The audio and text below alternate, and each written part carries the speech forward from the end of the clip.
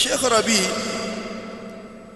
alipotaja kipengele cha 18 akasema hivi, Abu al-Hasan al-Maribi anafanya inadi kwa ujinga na hawa na matamanio kwenye kadhia ya taswir na ikhtilaf, kwenye mambo ya picha na mambo ya mchanganyiko kati ya wanaume na wanawake, akawa anayatetea mambo haya, alafu akawa anatumia hoja na maneno ya maulama ambao wao wamesharejea katika usawa, walijitahidi wakaacha dalili, baadaye wakarudi katika usawa, wakarudi katika adilla, yeye bado amemwangalia maulama hao.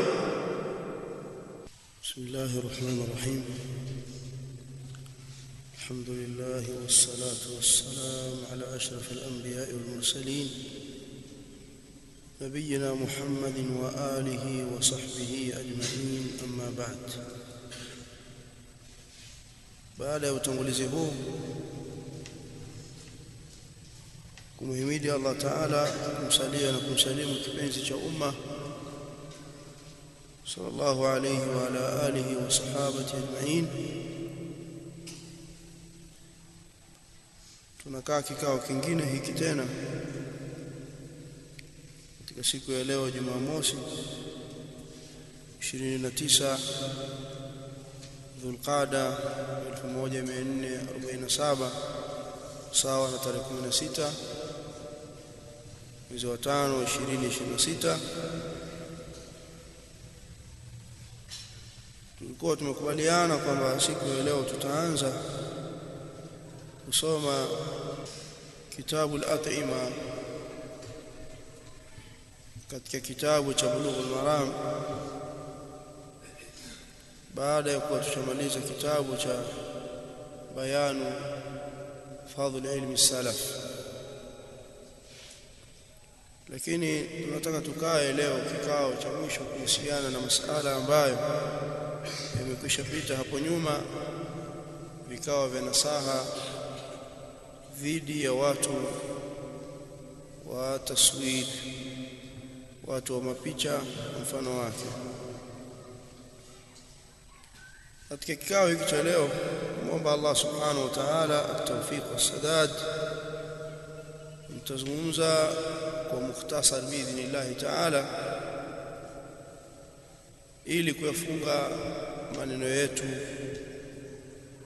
katika jambo hili, kwa sababu naona kinachoendelea sasa hivi ni ubishi na majadiliano peke yake na kurudia yale yale ya nyuma, basi na yakuja na hoja mpya katika masala ya kielimu. Na Allah subhanahu wa ta'ala anasema, qul hatu burhanakum in kuntum sadiqin, pale ambapo al-yahud walisema waqalu la yadkhul al-janna illa man kana hudan aw nasara tilka amaniyuhum qul hatu burhanakum in kuntum sadiqin.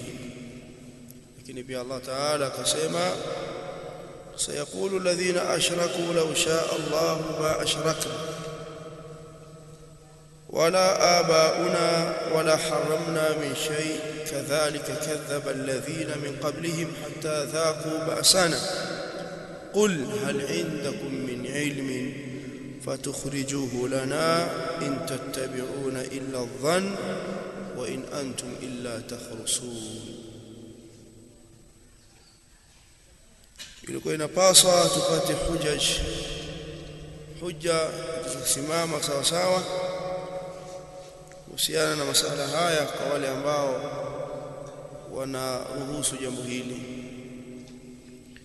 lakini tunaona ni swala la kurudia maneno na kuchukuliana wakati.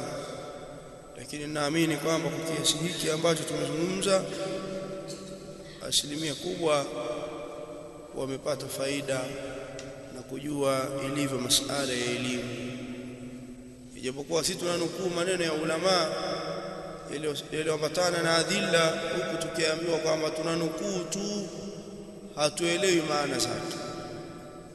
Sasa sijui maana hizo ambazo zipo katika hizo nusus ni maana zipi zingine ambazo zinaeleweka kwa maneno ya wazi tunayosoma juu ya kuharamisha taswiri.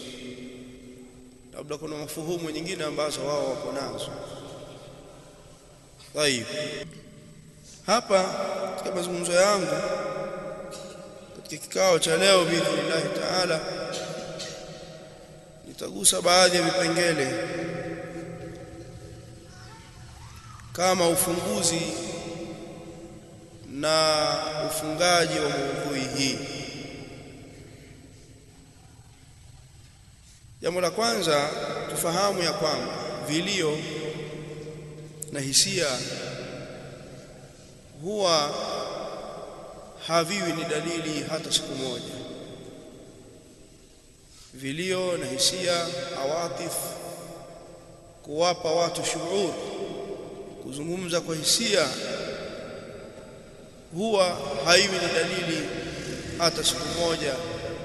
Dalili ni kile ambacho tunakisimamisha katika hujja, imma dalili ya Qur'an, nasi ya Qur'ani, au sunna, au aqwali za ulama katika masaili ambayo inahitaji aqwali za ulama. Ama kujaribu kutumia hisia na kuwauliza watu maswali ya kihisia ili kuwaathiri, na kwamba jambo hili linakuumiza wakati wa majadiliano, wakati wa mazungumzo na hiwar, huwa haiwi ni dalili na hujja hata siku moja. Allah Ta'ala anasema akieleza habari ya Yusuf na ndugu zake, wajau abahum isha'a yabkun qalu ya abana inna dhahabna nastabiq wa tarakna yusufa inda mata'ina fa akalahu adh-dhi'b wama anta bimu'minin lana walau kunna sadiqin. Ndugu zake Yusuf alayhi salatu wassalam walimtupa katika kisima, walimwendea baba yao wakisema sisi ni wa kweli. Lakini wakati wanasema sisi ni wa kweli juu ya madai haya, walikwenda katika nyakati za usiku huku wakilia. Walimwendea baba yao isha'a yabkun, katika hali wakilia, wakaeleza kwamba sisi tumekwenda tukawa tunashindana kurusha silaha, tukamwacha Yusuf, nastabiq, tunashindana kurusha silaha, kuogelea mfano wake, tukamwacha Yusuf akiwa anaziangalia bidhaa zetu, vifaa vyetu, nguo zetu na vinginevyo,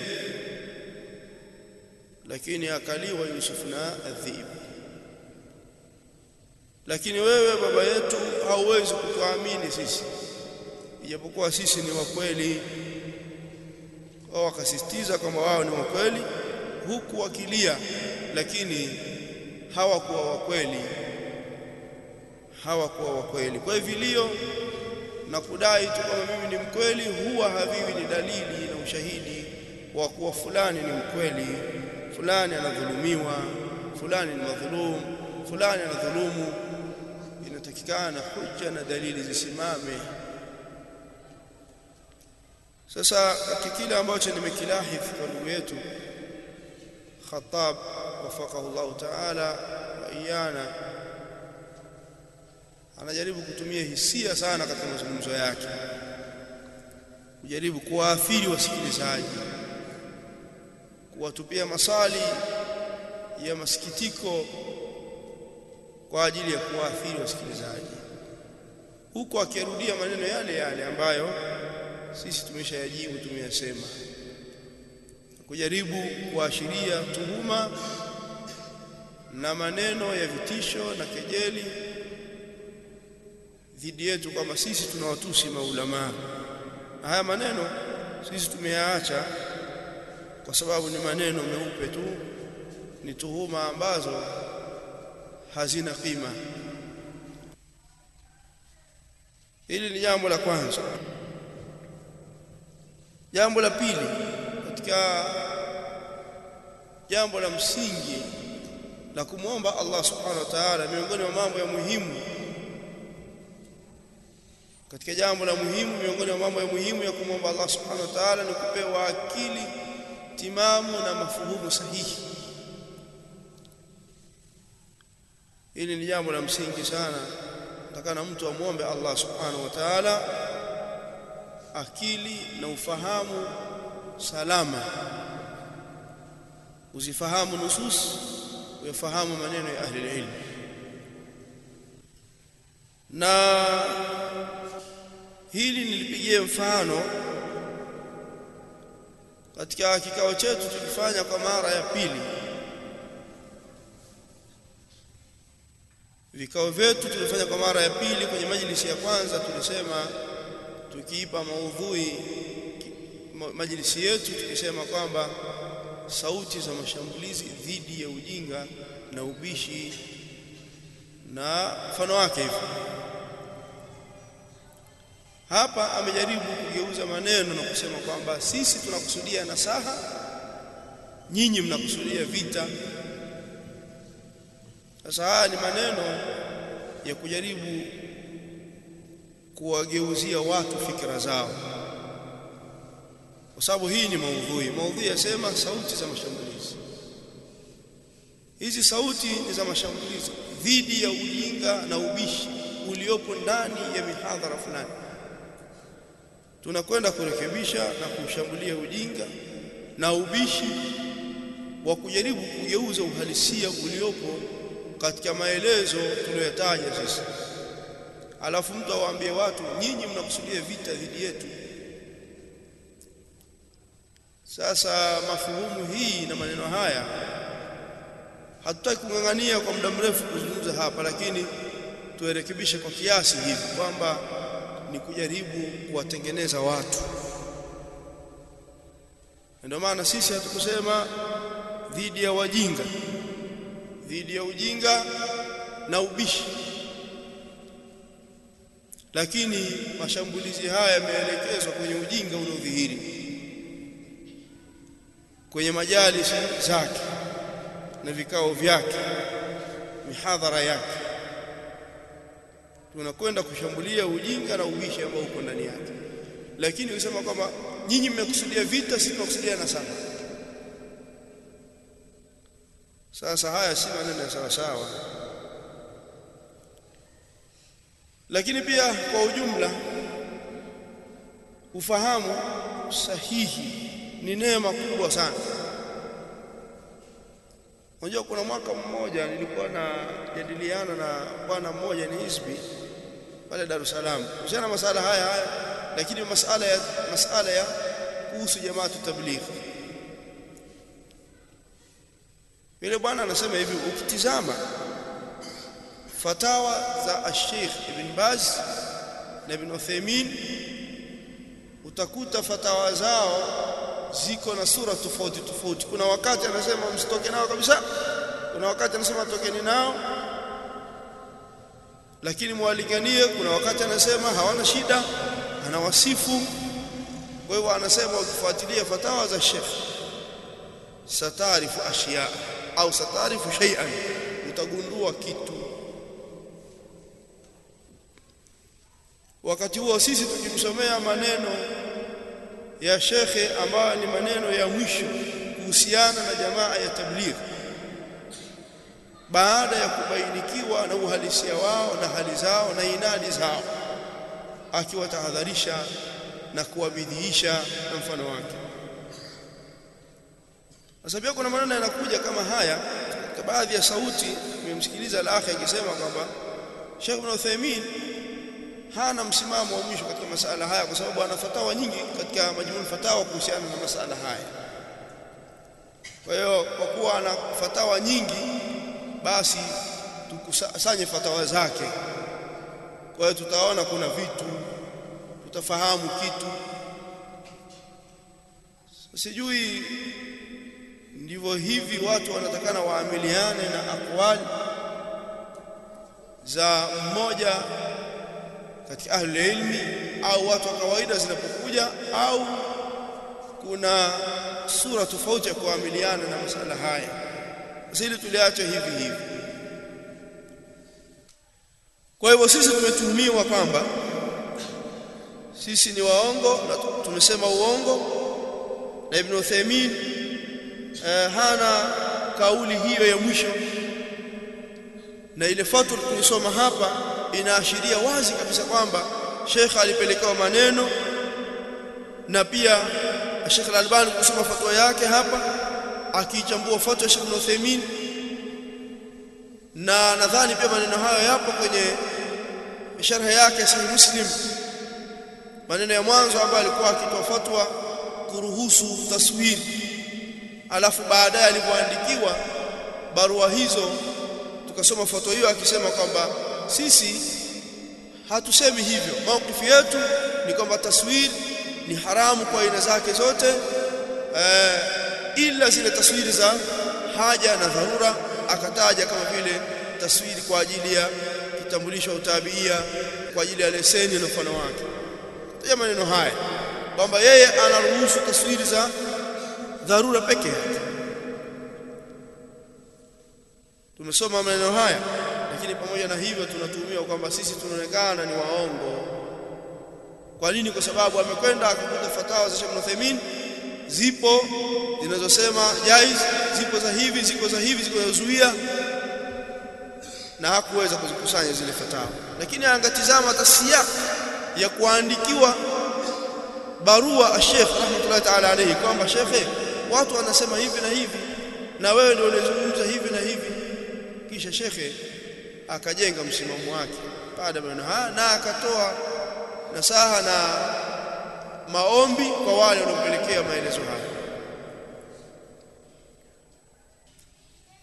Jambo lingine la tatu, sisi tulitaja sababu za kuharamisha taswiri, na tukasema sababu hizo zipo mpaka katika taswiri hizi za kisasa. Tukataja maneno ya Sheikh Al-Allama Al-Albani rahmatullahi ta'ala alayhi, na hapa nataka niongeze maneno mawili tu ambayo yanaashiria pia ila hizo, sababu hizo zipo mpaka katika taswiri hizi za kisasa pia. Maneno ya kwanza na fatwa ya kwanza nitaisoma fatwa ya Sheikh Al-Allama Abdul Razzaq Afifi rahmatullahi ta'ala alayhi. Alipoulizwa kuhusiana na masala haya akajibu akasema, at-taswiru al-mujassad haramun biittifaqi al-ulama. Taswir za viwiliwili za masanamu ni haramu kama kubaliano ahli ilm. Wanani bitaswir al-mujassad nahtu tamathil li ba'dhi dhawati al-arwah min insanin au hayawanin au tayrin au ghairi dhalika mimma fihi ruh. Tunamaanisha taswiri ya mujassad kuchonga masanamu ya baadhi ya vitu vyenye roho kama vile mwanadamu au mnyama au ndege na mfano wake katika vile ambao vina roho. Ili neno kama hili wamekubaliana maulama. Hapa tunapaacha kwa sababu hawezi kuja mtu kushika hapa, kwa sababu tunasema taswiri hizi za kisasa wapo waliokhalifu, kuna khilafu ipo. Lakini je, khilafu hiyo ni mu'tabar au si mu'tabar? Sala lingine. ويشتد التحريم إذا كانت هذه التماثيل والنصب المحتوية أو المنحوتة لأناس معظمين. na inashtadi uharamu ikiwa haya masanamu yaliyochongwa ni ya watu watukufu, kalmuluki wal umara wal ulama wasalha au wasulaha, watu watukufu kama vile wafalme, viongozi, maulama na waja wema. lianna taalluq alqulub bihim akthara min ghayrihim mimman dunahum, kwa sababu nyoyo zinafungamana na wao zaidi kuliko wengine. ama taswir ash-shamsi li dhawati al-arwah, ama uharamu wa taswir za fotografi hizi kwa viumbe vyenye roho, fa huwa muharramun wa mamnu, nako pia ni haramu na kumezuiliwa. lianna fihi mudahatun li khalqi llahi, kwa sababu fihi mudahatan li khalqi llah, pana ndani yake kufananisha na uumbaji wa Allah. Ina illa katika ilali ambazo shekhe anaona kwamba pia illa hii na sababu hii yaingia katika taswiri shamsi, ambapo yeye alisema illa hii haingii huko. Shekhe hapa anasema kwa sababu ndani yake kuna mudhaha, kuna kufananisha na uumbaji wa Allah Ta'ala, wali anna fa'ilahu min adhlami nnas, kwa sababu mfanyaji ni katika waliodhulumu zaidi watu, wali annahu yamna'u min dukhuli almalaika arrahma, wali annahu yamna'u min dukhuli malaikati arrahma walbaraka ila almakan alladhi takunu bihi hadhihi sura, sababu pia kuzuia kuingia malaika wa rahma ndani ya nyumba au sehemu ambazo ziko hizo sura. Kisha asema wali anna taswira dhawati al-arwah min al-mu'azzamin kal-umara wal-ulama wa nahwihim huwa dhari'a wa sababun wa wasila lishirk, kwa sababu kuwasawirisha watu watukufu kama vile viongozi na maulama na mfano wake ni sababu na ni wasila ya kutokea shirki. وقد حدث هذا في الامم السابقه, وهي ni sababu nyingine katika sababu za kuharamisha taswiri kwa aina zake zote, hasa kitaja taswiri ya ash-shamsi li dhawati al-arwah. wa hunaka min as-suwar ma yajtami'u fihi aktharu min sababin litahrimi, ziko baadhi ya picha hukusanyika zaidi ya sababu katika kuharamisha, kama tulivyotaja fi surati al-mu'azzamin min mulukin wa ulama wa nahwihim, katika picha za watu watukufu katika maulama na mfano wao. fahiya muharramatun li'annaha min dhawati al-arwah wa li'annaha rubama takunu wasila liliftitani wa biha wa liliftitani biha wa ta'dhimiha, inaweza kawa ni wasila ya kufitinika nazo au kuzitukuza picha hizo, japokuwa ni ash-shamsi za photograph zimetengenezwa zikawekwa mahala